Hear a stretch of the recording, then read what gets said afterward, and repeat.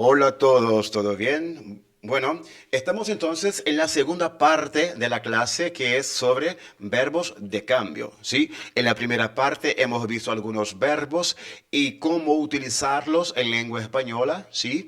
Y ahora nosotros vamos a trabajar sacando algunas dudas específicas de algunos verbos, ¿no? ¿Cómo digo? ¿Cómo digo? A ver, yo sé que muchos de ustedes me preguntan o se preguntan eso, ¿no? Oye, profe, ¿cómo digo? ¿Digo volverse famoso ou digo hacerse famoso? Tá? Já que em português tudo vai ser, né, virou famoso, ficou famoso, tá? Pero en español, ¿qué significa volverse famoso y hacerse famoso? Veamos. Bueno, volverse famoso, volverse famoso. Volverse implica uma mudança, gente, que geralmente ela é inesperada, como nós já vimos antes, né? Ou que ocorre de forma natural. E pode ser, como nós vimos, pode ser mais rápida ou pode ser mais dramática. Olha só, é frequentemente usado este verbo para mudanças de estado que podem ser vistas como repentinas ou até mesmo um pouco fora do controle da pessoa, como nós vimos na aula 1, né? Olha aqui o exemplo. Depois de sua aparição en el programa de televisión, se volvió famoso de la noche a la mañana. Vimos esse exemplo na aula anterior, né? Então, esse volver-se sempre implica uma mudança inesperada. Mais ou menos assim. Contexto, vamos para o contexto, né? Sempre é bom a gente entender o contexto. Pensemos o seguinte, ó, ele nem queria ficar famoso, tá? Mas aí ele foi na televisão e do nada ficou famoso, tá certo? Então, volver-se famoso implica isso. Ele nem queria, simplesmente foi algo que aconteceu do nada. Não estava programado, projetado para aquele momento. Con su video viral se volvió famoso en las redes sociales. Con su video viral se volvió famoso en las redes sociales. Uma vez mais, tá? Mudança inesperada.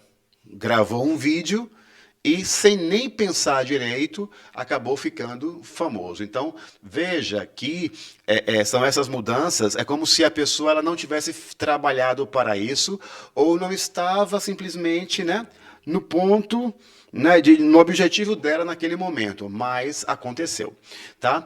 Bom, já o hacer-se famoso, diferente do volver-se famoso, o hacer-se sugere uma mudança que é resultado de um processo ou de um esforço deliberado, tá? Indica que a pessoa trabalhou ou fez algo específico para alcançar essa fama. Então perceba agora o seguinte, gente, olha que bacana, como fica claro aí. Basicamente, o hacer-se famoso. A pessoa trabalhou, ela quis, ela arquitetou, ela projetou, ela deu passos até que ela conseguiu, né, ficar famosa. E o volver-se famoso, que em português nós vamos traduzir também como ficou famoso, as duas coisas são iguais, o volver-se indica que não foi bem o que a pessoa queria. Aconteceu, tá? Foi um acidente de percurso, beleza? Olha os exemplos aí. Trabajó duro durante años para hacerse famoso en la industria del cine, tá? Outro, se hizo famoso por sus inovadoras ideas en tecnologia. Se hizo famoso por suas inovadoras ideias em tecnologia. Então, observe, ele ficou famoso por conta das suas ideias inovadoras na área de tecnologia. Então, ele já vinha tendo ideias há muito tempo, ele já vinha fazendo muitas coisas há muito tempo, e com o acúmulo dessas ideias, ele ficou famoso, tá? Não esqueça do que eu te falei. Tanto hacer-se famoso quanto volver-se famoso, em português, ambas serão traduzidas como ficou famoso, tá? Mas em espanhol, elas terão, então, essas especificidades aí, tá bom? Resumindo, volver-se famoso sugere uma rápida mudança, inesperada ou natural, tá? É como se a fama acontecesse com a pessoa, foi por acaso, aconteceu, tá? Ela deslizou, ela tropeçou e ficou famosa. Pronto, isso. E o hacer-se famoso indica esse processo deliberado e consciente de alcançar a fama, né? Geralmente através do trabalho e do esforço, beleza? Volto a dizer, ambas são válidas, ambas podem ser ditas, mas a escolha entre as duas, gente, ó, depende do contexto e da nuance que você quer dar a essa frase. Então, percebamos que em português, ambas eu vou traduzir como virou famoso, ficou famoso, se tornou famoso, tá? Porém, em espanhol, eu vou dizer de formas diferentes, de acordo com como aquela pessoa alcançou a fama. Beleza? Isso é muito interessante. Vamos para outra dúvida? Vamos lá. Como digo, tá? Ponerse triste versus quedar-se triste. Qual é a diferença, hein? Qual é a diferença entre ponerse triste e quedar-se triste? Veamos. Vamos lá. Ponerse triste, poner-se implica uma mudança rápida, tá bom? E geralmente temporária de estado ou condição. Quando alguém se pone triste, isso sugere que a pessoa ficou triste de forma repentina ou em resposta a um evento específico, tá? Mas não necessariamente por um longo período, tá bom, gente? Então, o poner-se triste é algo rápido, momentâneo. Aconteceu um fato ali e eu fiquei triste por conta daquilo. Eu fiquei triste quando eu soube que, não sei, a novela não ia passar hoje, tá? Me puse triste porque me enteré que a telenovela não se apresentará hoje. Ok, tá bom? Olha o exemplo. Ó. Juan estava muito animado para ver sua película favorita, pero quando se enterou que foi cancelada, se puso triste, tá bom? Mas, gente, vai ser uma tristeza. Ele ficou triste. Vai ser uma tristeza temporária, momentânea, não é profunda, tá? É uma tristeza por conta, né, do filme que da sessão de cinema que foi do filme que foi cancelado, tá? É algo pontual, é algo superficial, mais rápido, ok? Me puse triste. Maria estava esperando uma chamada. Vamos a ver outro contexto. Maria estava esperando uma chamada importante sobre uma plaza de trabalho. Quando la llamaron, le dijeron que no lo había logrado. Se puso triste por isso, tá? Então, olha o contexto aí. Por que Maria se puso triste? Porque ela estava esperando, né, essa ligação muito importante, porque ela estava buscando, né, uma posição no trabalho, né, se colocar no mercado de emprego, e aí quando, enfim, ligaram para ela e disseram, você não conseguiu.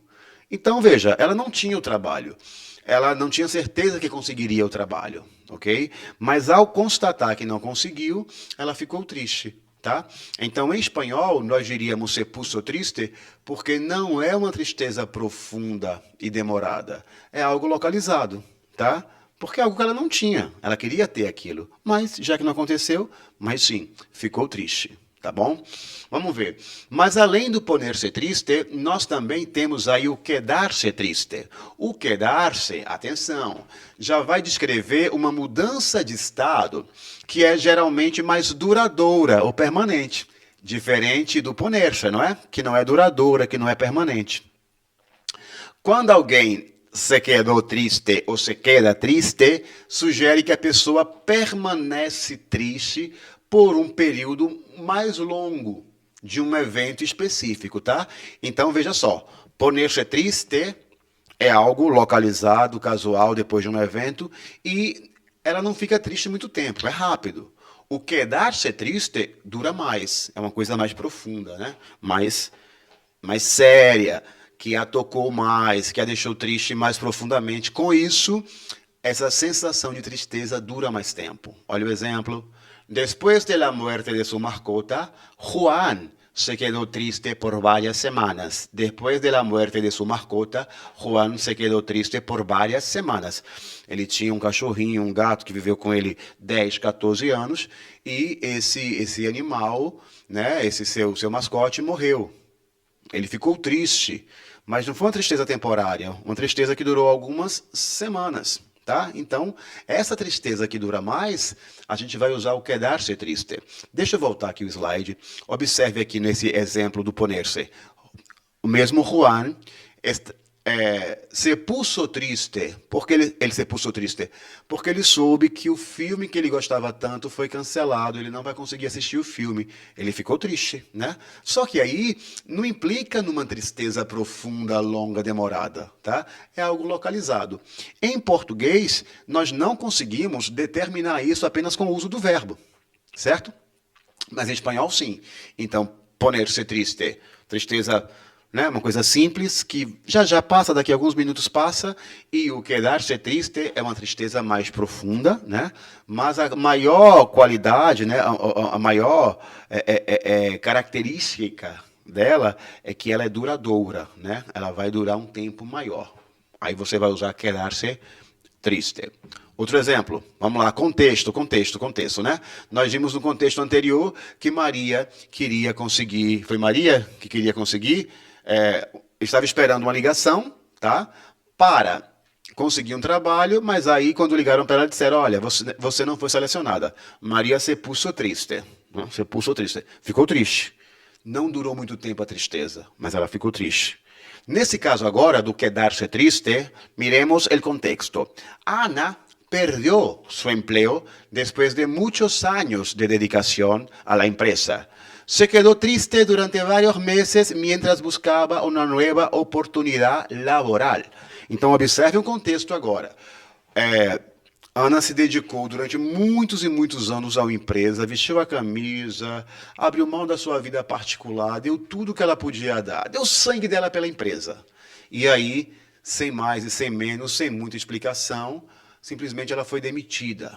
Foi demitida sem nenhum comprometimento da empresa por ela. Então, Ana, que le passou a Ana? Ana se quedou triste, tá? Então, assim, ficou mais ensimesmada. Então, essa tristeza aí demorou mais tempo. Não foi como a tristeza de Maria, que simplesmente não foi aprovada, tá? Ficou triste, mas durou menos. A Diana dura muito mais, tá bom? E aí na oração já diz, né? Se quedou triste durante vários meses, ¿sí? Mientras buscaba una nueva oportunidad laboral, ok? Então, só revisando, quedar-se triste. Después de la muerte de su mascota, Juan se quedó triste por varias semanas. Tristeza mais profunda, duradoura, algo mais marcante. Ponerse triste. Juan estaba muy animado para ver su película favorita, pero cuando se enteró que fue cancelada, se puso triste. Essa tristeza vai embora logo, não é nada tão extremamente importante, tá? Mais um exemplo. Quedar-se triste. Ana perdeu, tá? Então, Ana perdió su empleo después de muchos años de dedicación a la empresa. Se quedó triste durante varios meses mientras buscaba una nueva oportunidad laboral. Y ponerse triste cuando María no fue simplemente contratada para uma nova empresa que a ele gostaria ir. Ok, gente? Beleza? Bom, vamos ver aqui então mais um exemplo. Nós temos aqui agora, mire, chegar a ser versus acabar de. Quando eu uso um, quando eu uso o outro, o que significa? São antagônicos? Vejamos. Vamos lá. Acabar de. Acabar de. Acabar de sugere, gente, que alguém ou algo terminou em um estado final, tá? Geralmente negativo, como resultado de um processo ou série de eventos. Implica um ponto final e, frequentemente, tem uma conotação negativa ou indesejada, tá?